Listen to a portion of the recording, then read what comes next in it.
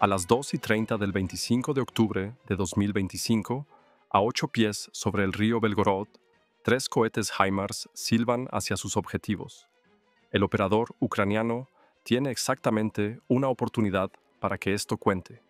Si se pierde las puertas de control por unos pocos metros, la fortaleza rusa de $100 millones permanecerá intacta y toda la misión fracasará.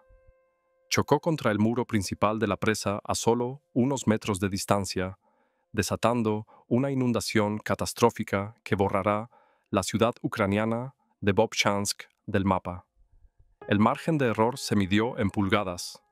El tiempo transcurrido desde el lanzamiento hasta el impacto es de 47 segundos. Este vuelo de 47 segundos fue el final de una pelea a cuchillo de 90 minutos que involucró física y radar ruso. Comenzó a 80 kilómetros de la frontera, en un campo fangoso. Un camión M142 HIMARS de 16 toneladas maniobró en la oscuridad hacia una posición de disparo precalculada. Esto no fue solo una huelga, fue una apuesta. Los rusos se habían vuelto despiadadamente eficientes en la caza de estos lanzadores.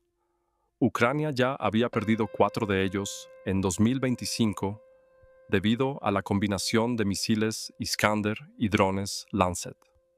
Para los rusos, la firma térmica única de un lanzamiento de HIMARS era una campana de cena. Por lo tanto, la misión parecía imposible, pero un activo de alto valor, ubicado cerca de uno de los centros de mando más protegidos de Rusia, fue disparado y destruido antes de que el fuego de contrabatería los borrara de la faz de la Tierra. Pero esto no se trataba de evaporar un objetivo. Este fue el movimiento inicial de un nuevo tipo de guerra, la trampa de doble inundación dinámica. Una estrategia diseñada no para destruir la fortaleza, sino para convertirla en una isla que aislara a todas las fuerzas rusas. Los defensores dentro escudriñaron el cielo en busca de las amenazas para las que habían sido entrenados para luchar. Nunca pensaron en mirar el agua que subía a sus pies. 2:30 AM y 15 segundos. Los 80 infantes de marina rusos en tierra escuchan por primera vez un rugido sordo que parece provenir de todas partes a la vez. El pánico se intensifica. Los proyectores de 3 BMP-3 abren sus haces repentinamente, se dispersan en la niebla espesa con un 90% de humedad e iluminan solo el vapor giratorio. Luego comienza el tiroteo. De cada uno de los 80 AK-47 que disparan 600 balas por minuto, sale un torrente de balas de 7.62 milímetros como granizo. Las marcas rojas avanzan bruscamente en la niebla, buscando un objetivo que solo pueden oír. Un soldado se pone el RPG-7 al hombro y dispara un cohete al río oscuro. La explosión lanza una columna de agua, pero no se obtiene nada. Estaban disparando a fantasmas. El problema es este. No eran sus fusiles, eran globos oculares. En una noche despejada, el ojo humano puede ver un dron pequeño desde una distancia de 650 pies. Pero esta noche, la combinación de niebla densa y una capa de 15 centímetros de hojas de roble y abedul empapadas en la orilla del río redujo la visibilidad a menos de 30 metros. Esto se parecía más a un anfitrión confundido disparando una escopeta en un sótano oscuro que a una respuesta militar. A 8 pies por encima del caos, 3 cohetes HIMARS están completamente intactos. Mientras pasan junto a los espectadores, a 2.300 millas por hora, los sistemas de guía no se ven afectados por el pánico ciego que se produce abajo. Disparan a las 2:30 y 47 segundos de la mañana. No hay una bola de fuego masiva. Cuando el explosivo PBXN-110 de 600 libras detona con precisión quirúrgica, se escuchan 3 sonidos de grietas nítidos y violentos. Los 2 primeros cohetes impactaron el hormigón del edificio de control y el muelle del barco, vaporizando, socavando y doblando los soportes de acero. El tercer cohete crea una fuga de 1,6 metros de largo, rompiendo el cuerpo de la válvula y alcanzando una profundidad de 90 centímetros en 60 segundos. Su efecto inmediato es casi imperceptible. Un goteo de agua oscura, fría y resbaladiza de un río comienza a fluir sobre el suelo, luego se derrama y sube a una velocidad antinatural. En un minuto alcanza una profundidad de 1,6 pies. Las trincheras rusas construidas cerca del suelo con fines de protección se convirtieron en trampas mortales. El agua fluía hacia adentro, mojando la munición, cortocircuitando las radios y superando las botas de los soldados. El pánico se convierte en horror. Los infantes abandonan sus posiciones, subiendo desde sus trincheras inundadas a terrenos más altos, hacia los lugares donde están estacionados los vehículos de defensa aérea. En sus desesperadas huidas, están haciendo exactamente lo mismo por lo que los planificadores ucranianos apostaron. Corren directamente hacia la siguiente capa defensiva, iluminando perfectamente el camino para la verdadera ola de ataque que aún no ha llegado. Los puestos de control, las posiciones de armas y los Panzer S-1S ocultos ya no son secretos. Si pensaste que el video había terminado, lamentablemente no, porque lo que sigue es un ataque mortal. El exitoso ataque de HIMARS fue solo el comienzo. Cuando regresamos al sitio de lanzamiento, el reloj ya había empezado a funcionar. Las 3 cápsulas vacías en el lanzador brillaban a 1800 grados Fahrenheit.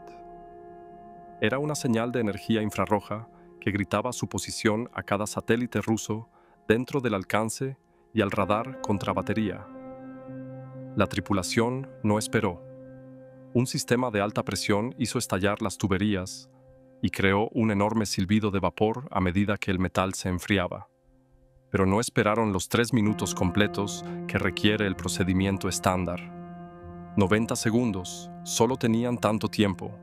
El camión de $35,000 atravesó el barro, avanzando a toda velocidad hacia un escondite preestablecido bajo una densa cubierta arbórea a 5 millas de distancia.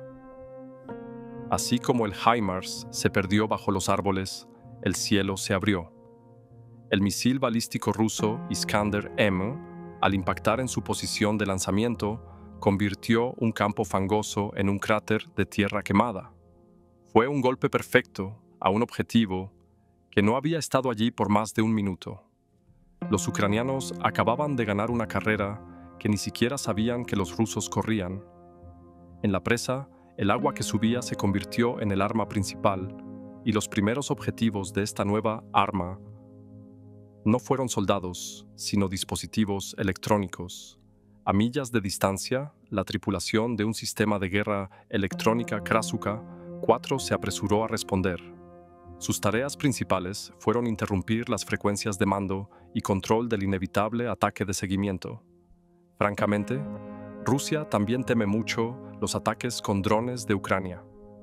Creen que los 3 misiles son solo el comienzo, pero como tienen suficiente conocimiento para detenerlos, el sistema Krasuka 4 se activó repentinamente y desató un tsunami de energía electromagnética en el campo de batalla.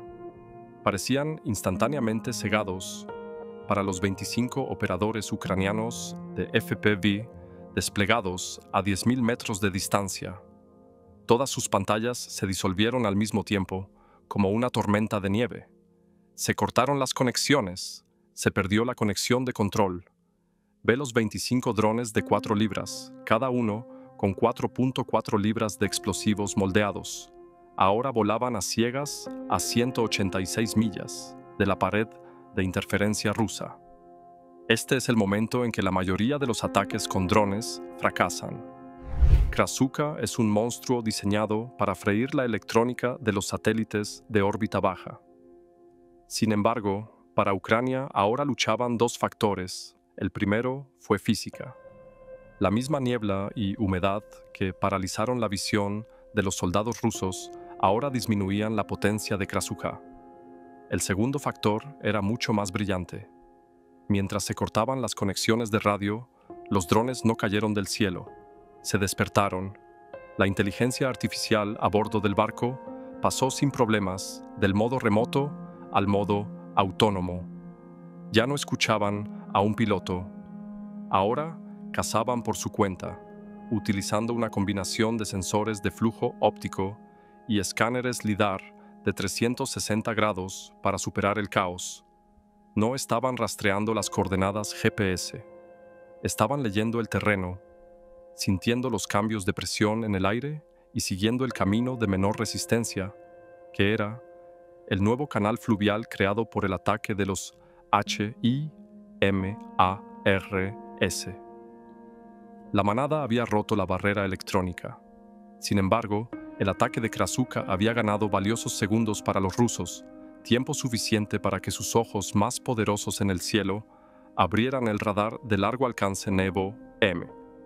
La enorme matriz de antenas de Nevo-M completó su barrido de 6 segundos en el horizonte. El potente radar atravesó la niebla y registró no uno, sino 2 grupos de objetivos diferentes. La primera fue un grupo de 3 firmas de alta velocidad. Los cohetes HIMARS que se separaron ya estaban saliendo de la zona de conflicto. El segundo grupo era mucho más confuso, una nube baja y de movimiento lento, compuesta por 10 secciones de radar, que volaban a 50 pies de altura. Para los operadores del sistema de defensa aérea Buk-M1, conectado al Nevo-M, este fue un escenario de libro de texto. La computadora de control de incendios del sistema identificó 10 contactos como la amenaza principal. Se dio una orden. Con un rugido ensordecedor, 2 misiles 9M38 se lanzaron hacia la noche, alcanzando 3 veces la velocidad del sonido. Los misiles alcanzaron el objetivo correcto. En cuestión de segundos, explotaron dentro de la nube de contacto. Los detonadores de proximidad activaron ojivas de fragmentación masivas. 2 de los 10 objetivos desaparecieron de la pantalla del radar ruso. Fue un asesinato perfecto y un desperdicio total de un misil de $2 millones. El objetivo 10, como la fuerza de ataque principal, eran drones FPV, pero estaban programados para una misión suicida. Eran señuelos utilizados para parecer amenazantes, volando más alto y más lento, y para atraer el fuego de las defensas aéreas de largo alcance más poderosas de Rusia. Mientras los operadores de Buk se felicitaban, la verdadera amenaza avanzaba sin ser detectada. La bandada principal, compuesta por 15 dardos FPV que volaban a solo 6 pies de la superficie del agua, estaba completamente oculta en el ruido del radar generado por la alfombra de hojas húmedas de 6 pulgadas de espesor y las crecientes aguas de inundación. Los algoritmos avanzados de Navom, diseñados para filtrar el ruido de fondo, habían filtrado toda la fuerza de ataque de Ucrania. Las trampas habían funcionado. Este sistema de buques ya no perseguía objetivos realistas. Al disparar, los rusos habían revelado la ubicación exacta de sus defensas aéreas de largo alcance. Y a medida que las aguas de la inundación seguían subiendo, un resultado más urgente se hacía más evidente. El agua ahora se filtraba por encima de la línea principal de ferrocarril, conectando el depósito de Belgorod con el frente y convirtiendo una vía de suministro crítica en un pantano infranqueable. La amenaza de largo alcance ha sido neutralizada. La columna principal ahora tenía que enfrentarse a la última y más letal capa de defensa, donde 2 sistemas de defensa puntual, Pantsir S-1, estaban completamente listos y esperándola. O 2:33 de la mañana. El sistema de control de incendios ruso bloquea un dron líder en la primera ola. El teniente en el vehículo de mando del Pantsir da la orden. Fuego 1, el misil 57E-6E sale aullando del tubo de lanzamiento y acelera hasta alcanzar las 2.300 millas por hora. Al instante, la inteligencia artificial del dron objetivo realiza una maniobra evasiva brusca, al mismo tiempo que transmite los datos de trayectoria del misil al resto del enjambre. Otros drones no se dispersan. Inmediatamente recalculan para avanzar, utilizando temporalmente el vector de ataque del misil como un corredor seguro. El misil explota sobre agua vacía. El cabezal buscador es engañado por el descenso repentino del dron y la densa acumulación de tierra. Mientras el teniente observa cómo desaparece el símbolo del objetivo, 3 símbolos más, ahora inquietantemente cercanos, lo reemplazan. Un frío miedo, una sensación que es reemplazada por la adrenalina. ¡Armas! Ruge por el intercomunicador. Ocupa el conjunto objetivo. ¡Bravo! Fuego de saturación. Los cañones gemelos de 30 milímetros del Panzir se fijan en otro dron y realizan un disparo de 3 segundos. El objetivo se evapora en una bola de fuego corta y brillante. Una muerte exitosa, pero una distracción mortal. Aquí está la imitación mortal del sistema Panzir. La torreta solo puede mirar en una dirección a la vez. Por cada dron que derribó, 3 más se aprovecharon de la brecha en las defensas que se derramó por esta abertura. Los rusos ganaban batallas individuales, pero se veían superados por la despiadada y simple matemática de las multitudes. Muy lejos, en un búnker de mando en Ucrania, el controlador de vuelo ve el equipo de tierra, ven el avance en la pantalla principal. Un solo comando a nivel de sistema controla docenas de drones que entran en la fase terminal y son autónomos. Los drones ya no necesitan guía humana. Sus propios sensores ópticos ahora se bloquean en el objetivo principal. El acero frío y oscuro del búnker de mando ruso y los pozos de ventilación críticos llenan las pantallas. La tripulación del BMP-3 ruso no puede reaccionar. Las bolas tardan 15 segundos en girar. Los drones ajustan los vectores de ataque en 50 milisegundos. El fuego de fusil de la infantería es un gesto inútil contra la niebla. Los primeros 4 grupos de drones de la manada eludiendo la armadura de acero de 12 pulgadas de espesor del búnker. Se dirigen directamente a los pozos de ventilación primarios. Disparan de forma sincronizada. O 2:35 de la mañana. Las ojivas explosivas conformadas detonan y desencadenan el efecto Monroe. El chorro de cobre fundido que fluye a 7000 metros por segundo corta el acero de 12 pulgadas como si fuera mantequilla. Antes de que la primera onda de choque se disipara, los 8 drones restantes de la flota realizan el ataque principal. Chocan contra la base de hormigón expuesto en una ventana de 3 segundos perfectamente cronometrada. Las explosiones superpuestas crean un evento de sobrepresión de proporciones catastróficas. Diseñado para resistir el impacto de un solo gran golpe desde arriba, el búnker comienza a colapsar bajo la fuerza de múltiples explosiones simultáneas desde el interior y desde abajo. Esta onda de presión arranca por completo la puerta de explosión reforzada entre el búnker y el depósito principal de municiones de sus bisagras. El intenso calor y la presión causados por las primeras explosiones pasaron rápidamente por la nueva abertura, disparando instantáneamente 4,4 millones de libras de proyectiles de artillería. El suelo está temblando. Sismógrafos ubicados a 3,5 mil kilómetros de distancia registraron un terremoto de magnitud 2,1. La sede de 4 brigadas rusas fue eliminada. La destrucción del cuartel general central no fue el fin de la operación. Fue el detonante de un colapso estratégico. Inmediatamente después ocurrió la catástrofe. Un centro de mando de $100 millones ahora era un cráter extinto e inundado. 3 BMP-3 eran monumentos inútiles hechos de acero doblado, y 4,4 millones de libras de munición se empapaban en el fondo de un lago recién formado. Horas después, el gobernador de la región intentaría desesperadamente presentar el desastre como un daño a una estructura hidráulica, lo que sería una burla ridícula para un corte de cabeza táctico. Los 5.000 soldados rusos de la 4ª División de Tanques de la Guardia, cuyas estructuras de mando fueron destruidas y cuyas líneas ferroviarias principales fueron cortadas por las inundaciones, eran ahora como un ejército en una isla. Durante los próximos 3 días, las líneas de suministro quedaron completamente cortadas. No hay combustible, no hay comida, no hay municiones. Los tanques totalmente blindados, pero con tanques de combustible vacíos, son solo ataúdes de acero caros. La línea del frente se silenció, mientras los portavoces del Kremlin lo calificaban como un incidente técnico. Los drones ucranianos ya estaban subiendo imágenes cristalinas del caos. Los videos de soldados rusos nadando desde sus centros de mando se difundieron rápidamente en Telegram, enviando un mensaje terrible a todo el frente. Ni siquiera los oficiales de mayor rango dentro del castillo estaban a salvo. Pero la verdadera genialidad del plan fue el último jaque mate.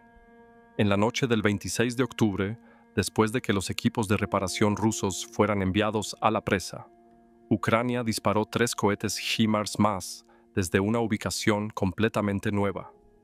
No apuntaron a la presa. Al apuntar a los equipos de reparación, permitieron que las aguas de la inundación siguieran subiendo. Esto creó un dilema imposible para el alto mando ruso. ¿Están protegiendo a sus ejércitos en el frente o su infraestructura crítica en la retaguardia? Traducción. Eligieron el segundo, retirando sus valiosos sistemas de tanques del frente de Vovchansk y utilizándolos para proteger otras presas y puentes. Cada tanque retirado abría un nuevo agujero para la Fuerza Aérea Ucraniana. El conde no solo destruyó una sede, esto obligó a los rusos a debilitar sus propias líneas del frente. Entonces, veamos las últimas matemáticas. Ucrania invirtió $3 millones en cohetes. A cambio, causaron daños directos por más de $100 millones. Paralizaron 4 brigadas y obligaron a sus enemigos a una retirada estratégica sin disparar un solo tiro más. Y el lanzador, HIMARS, que inició todo, sobrevivió porque fue más rápido que la reacción rusa. La lección que se extraerá de la presa de Belgorod es simple. Nunca te duermas junto al río. Puedes despertarte en la marina. En este punto, profundicemos un poco más en el tema. En este punto, comenzamos un análisis mucho más detallado. La precisión demostrada por el sistema HIMARS ha cambiado radicalmente la comprensión clásica de la artillería. Ahora, la destrucción de un objetivo ya no se mide solo por el impacto en el acero o el hormigón, sino por la utilización estratégica de los efectos ambientales. En el ataque en Belgorod, los cohetes HIMARS cayeron a pocos metros de las válvulas de hormigón, convirtiendo el agua en un arma. Tanto el daño causado por la explosión como la interrupción de las vías logísticas por la crecida del río fueron el efecto deseado. Es decir, en la guerra moderna no es el explosivo en sí, sino el efecto de segunda ola que crea, lo que ahora se convierte en el arma principal. Con la entrada en servicio de los sistemas de guerra electrónica, especialmente el Krasuka 4, se abrió la capa invisible de la guerra. Sin embargo, aquí Ucrania se impuso gracias a la fusión de sensores autónomos que le permitió encontrar su objetivo incluso si se cortaba la conexión. Los drones se orientaron combinando datos de flujo óptico y LIDAR, al igual que los organismos que crean su propio ojo en la oscuridad. Esta situación socavó un principio en el que el ejército ruso se basaba desde hace mucho tiempo. Si cortas la señal, el ataque fracasa. Ya no es así. El oscurecimiento electrónico por sí solo no es suficiente, lo que obliga a Rusia a dividir su defensa entre el oscurecimiento y la destrucción. Otra dimensión debilitante del ataque fue la distracción de la defensa aérea rusa a través de señuelos. Los sistemas Buk y Pantsir se bloquearon en pequeños grupos de drones lentos y de gran altitud que aparecían como amenazas en la pantalla del radar. Misiles de millones de dólares derribaron microobjetivos de unos pocos miles de dólares. El verdadero poder de ataque avanzó durante esta distracción. Así, los costosos sistemas de defensa se volvieron económicamente insostenibles frente a engaños de bajo costo.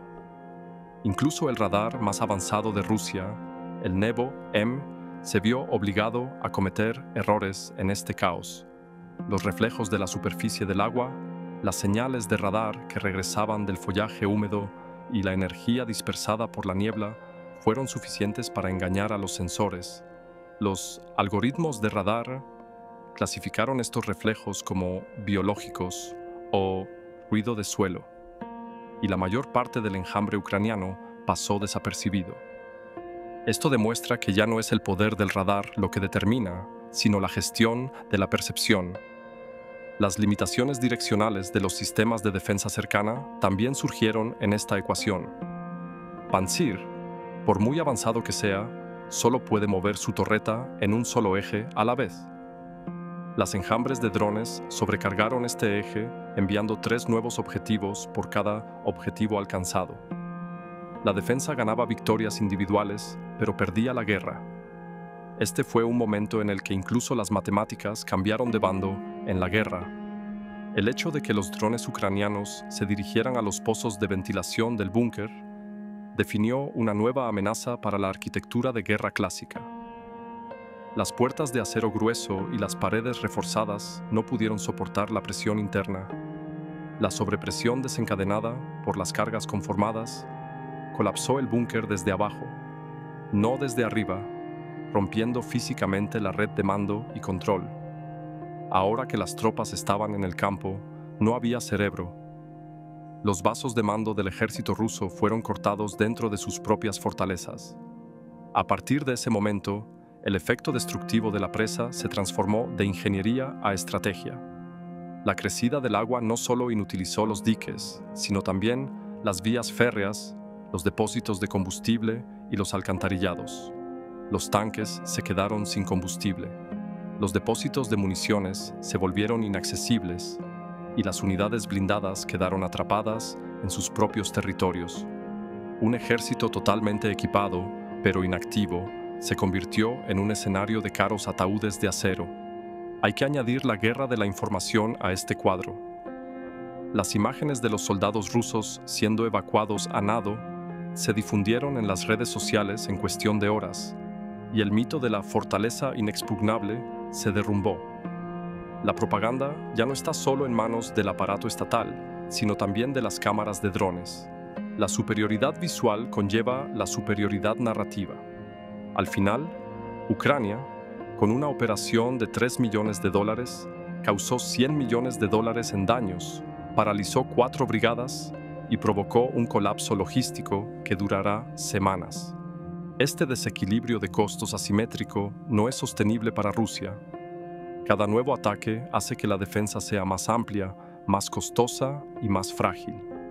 Ahora la guerra se gana con la superioridad de datos, no con la superioridad aérea.